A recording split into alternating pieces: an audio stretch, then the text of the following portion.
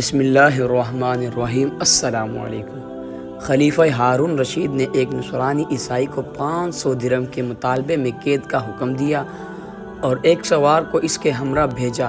سوار نے دیکھا راستے میں ایک شخص گھاس کا بوجھ اٹھائے جا رہا ہے اور اس کا بوجھ ایک طرف کو جھکا ہوا ہے۔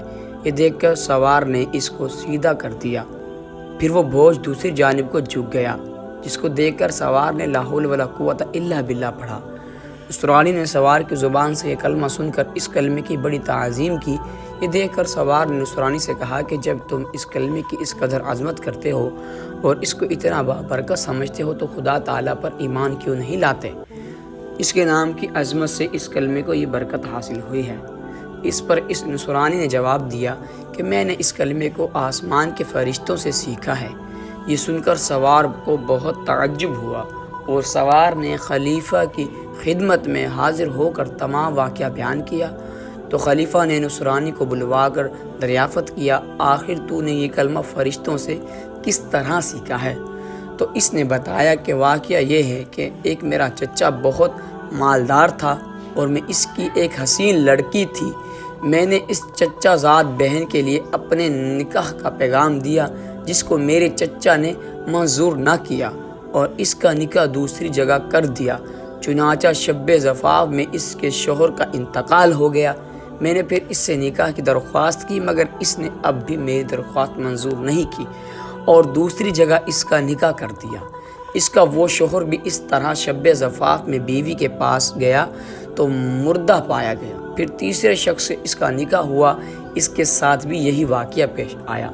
اس کے بعد چوتھی مرتبہ میں نے پھر اپنے عقد کا پیغام دیا تو مجبوراً چچا نے اس لڑکی کا عقد مجھ سے کر دیا، کیونکہ متواتران حادثہ کے بعد کوئی دوسرا اس لڑکی سے عقد کرنے کو تیار نہ ہوا۔ آخر میں نے دیکھا کہ خلوت کے وقت شیطان ایک گو گرا کی شکل میں ظاہر ہوا اور اس نے زور سے ایک چیخ مار کر کہا، تو کہاں آیا ہے؟ میں نے جواب دیا کہ میں اپنی بیوی کے پاس آیا ہوں۔ تو شیطان کہنے لگا کہ تجھے معلوم نہیں میں نے اس کے پہلے شوہروں کے ساتھ کیا معاملہ کیا؟ میں نے جواب دیا، ہاں مجھے معلوم ہے۔ یہ سن کر وہ شیطان کہنے لگا، اگر تو اس بات پر راضی ہو کہ یہ عورت رات کو میرے لیے ہو اور دن کو تیرے لیے تو بہتر ہے، ورنہ میں تجھے بھی مار ڈالوں گا۔ میں نے اس کی بات کو منظور کر لیا اور اسی طرح پر ایک مدت گزر گئی تو ایک روز شیطان نے مجھ سے کہا کہ آج میں رات کو ملا علیہ کی باتیں چوری سے سننے کے لیے جاؤں گا، کیونکہ آج رات کو اس کا کام کے لیے میری باری ہے۔ کیا تم بھی میرے ساتھ آسمان پر چلنے کو تیار ہو؟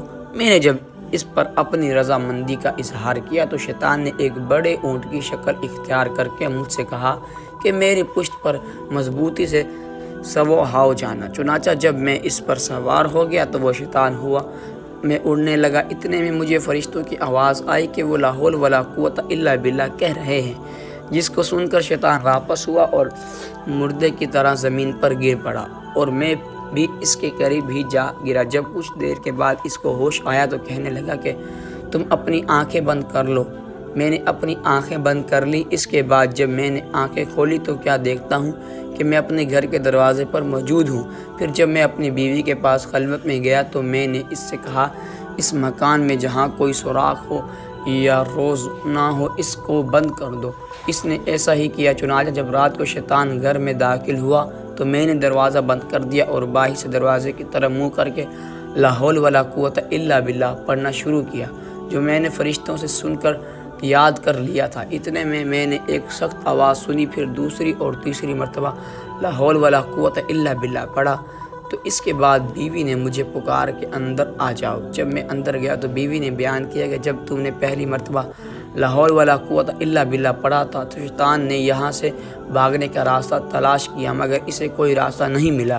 جب دوسری مرتبہ تم نے لا حول ولا قوت الا باللہ پڑھا تو آسمان سے ایک آگ نے اتر کو شیطان کو گھیر لیا، اور جب تیسری مرتبہ تم نے لا حول ولا قوت الا باللہ پڑھا تو اس آگ نے شیطان کو جلا کر راکھ کر دیا اور حق تعالیٰ نے ہمیں اس ملعون سے نجات دے دی۔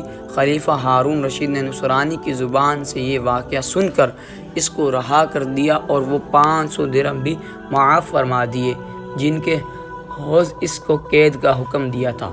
حاصل یہ ہے، سب برکت اس مبارک کلمے کی تھی جس کے پڑھنے سے یہ سب ظاہر ہوا۔